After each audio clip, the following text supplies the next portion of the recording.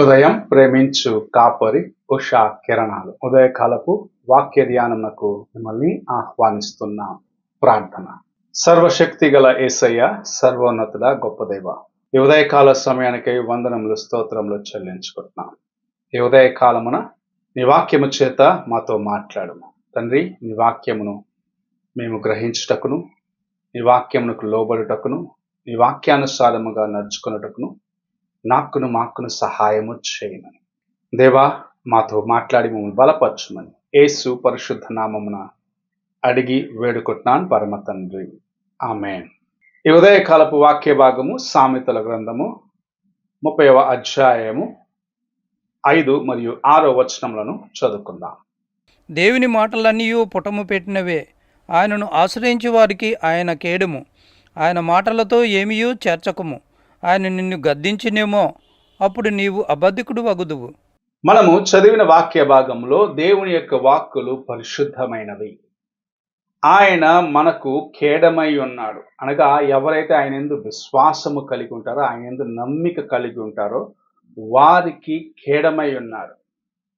అంత మాత్రమే కాదు, ఆయన ఎవరికైతే కేడముగా ఉన్నాడో, లేకపోతే ఎవరైతే ఆయన మాటలు ఎరిగి ఉన్నారో వారు ఆయన చెప్పిన మాటలు తప్పక వేరు ఏమీ దాంట్లో చేర్చకుండా జీవించాలన్నది ప్రభు నేర్పిస్తున్న కార్యమై ఉన్నది.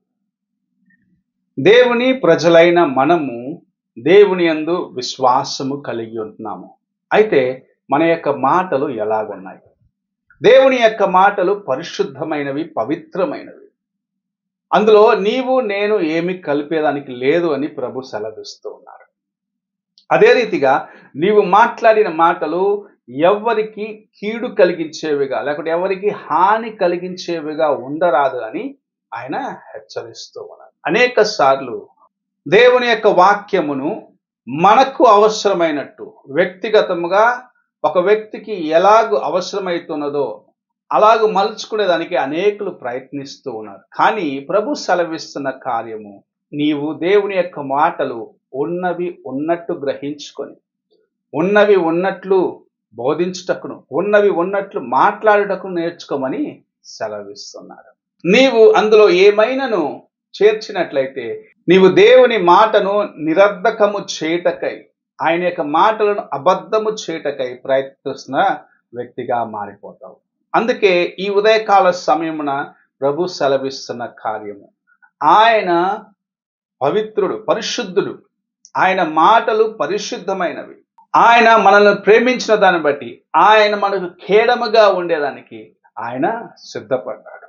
ఆయనను కేడముగా కలిగి ఉన్న వ్యక్తి అనగా ఎటువంటి శోధనలోనూ జయమిచ్చేదానికి, ఎటువంటి పరిస్థితిలోనూ నీకు బలమిచ్చేదానికి నీకు ప్రక్కనే ఉన్న ప్రభు తన యొక్క మాటలను చాలా జాగ్రత్తగా మనతో మాట్లాడుచూ ఉన్నారు.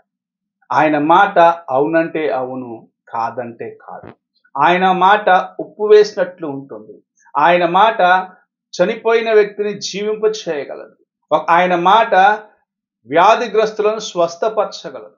అయితే ఆయన మాటలను నీకు ఇష్టం వచ్చినట్లు మార్చుకున్నట్లయితే ఒక దినమున ఆయన ముందు అబద్ధికుడిగా నిలబడతావని ప్రభు హెచ్చరిస్తూ ఉన్నారు. అందుకే ఈ ఉదయకాల సమయమున నీవు నీ మాటలను, అనగా దేవుని యొద్ద నుండి నీకు అనుగ్రహించబడిన కార్యములను ఉన్నది ఉన్నట్లు మాట్లాడుటకును, నీ జీవితము ఆయనకు ముందుగా నిర్దోషముగా ఉండుటకును నీవు ఆయనకు అప్పగించుకొని ఆయన చేతి నుండి లేక ఆయన అనుగ్రహించే ఆశీర్వాదమును సంపాదించుకోవాలని ప్రభు ఆశిస్తూ నీతో మాట్లాడుచూ ఉన్నారు. ఎటువంటి పరిస్థితుల్లోనూ నీవు ఆయన మాటలను నిరర్ధకము చేయకుండా, లేక ఆయన మాటలలో ఇంకా ఏమైనా కలిపి నీకు తోచిన రీతిగా మాట్లాడి ఆయనను అబద్ధికుడుగాను, లేకపోతే నీవు అబద్ధికుడుగాను మారేదానికి ప్రయత్నించవద్దని ప్రభు హెచ్చరిస్తూ ఉన్నాడు. నీవు దేవుని యొద్ద నుండి పొందుకున్న మాటలైనా సరే, నీవు ఇతరులతో మాట్లాడేటప్పుడు ఎలాగుంటున్నావో ఒక్కసారి నీవు పరీక్షించుకో. ప్రార్థన చేసుకుందాం. పరిశుద్ధుడైన తండ్రి యేసయ్య, ఈ ఉదయకాలమున నీవు మాతో మాట్లాడిన కార్యమును బట్టి వందనములు.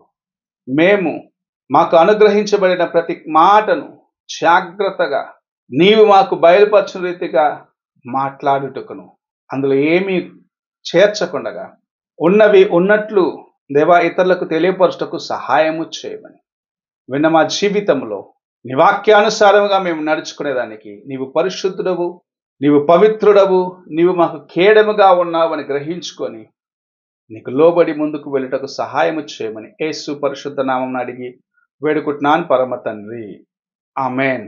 తండ్రి అయిన దేవుని ప్రేమ, కుమారుడైన క్రీస్తు కృప, ఆదరణకర్త అయిన పరిశుద్ధాత్మిక అన్యోన్య సహవాసము ఎప్పుడును ఎల్లప్పుడూ తోడై ఉండి సదాకాలము నడిపించునుగాక.